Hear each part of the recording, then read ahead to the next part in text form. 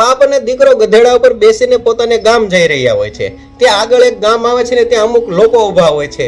એટલે આ લોકો આ બંને બાપ દીકરાને જોઈને કહે છે કે આજના સમયમાં લોકો કેટલા અત્યાચારી થઈ ગયા છે, નિર્દય થઈ ગયા છે। પોતે હટ્ટાકટ્ટા છે તેમ છતાં પણ આ દુર્બળ ગધેડા ઉપર અત્યાચાર કરે છે, આ દુર્બળ ગધેડા ઉપર બેસી ગયા છે। એટલે આ સાંભળીને આ બાપ જે હોય છે તે આગળ જઈને નીચે ઉતરી જાય છે અને તે પોતે ચાલતો હોય છે, પોતાના દીકરાને ગધેડા ઉપર બેસાડી રાખે છે। આગળ જાય છે તો બીજું ગામ આવે છે, ત્યાં પણ અમુક લોકો ઊભા હોય છે।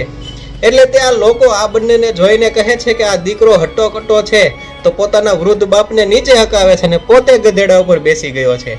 એટલે આ સાંભળીને આગળ જઈને આ દીકરો પણ નીચે ઉતરી જાય છે અને બાપ અને દીકરો બંને નીચે ચાલવા લાગે છે। આગળ જાય છે તો બીજું એક ગામ આવે છે, તો ત્યાં પણ અમુક લોકો ઊભા હોય છે અને આ બંને બાપ દીકરાને જોવે છે તો તે હસવા લાગે છે અને કહે છે કે બંને કેટલા મૂર્ખ છે, પોતાની સાથે ગધેડો છે તેમ છતાં પણ બંને ચાલ્યા જાય છે, ગધેડા ઉપર ના બેસી જવાય।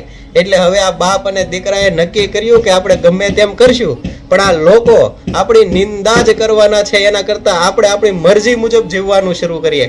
એટલે દોસ્તો આ કહાની ઉપરથી આપણને એ શીખવા મળે છે કે આપણે આપણા જીવનમાં ગમે તે કાર્ય કરશું પરંતુ લોકો આપણી નિંદા કરવાના જ છે, એના કરતાં આપણે જે નક્કી કરેલું છે આપણે આપણા જીવનમાં આપણી મરજી મુજબ જીવવાનું શરૂ કરીએ, આપણો જે ગોલ છે તે આપણી મરજી મુજબ આપણે અચીવ કરીએ।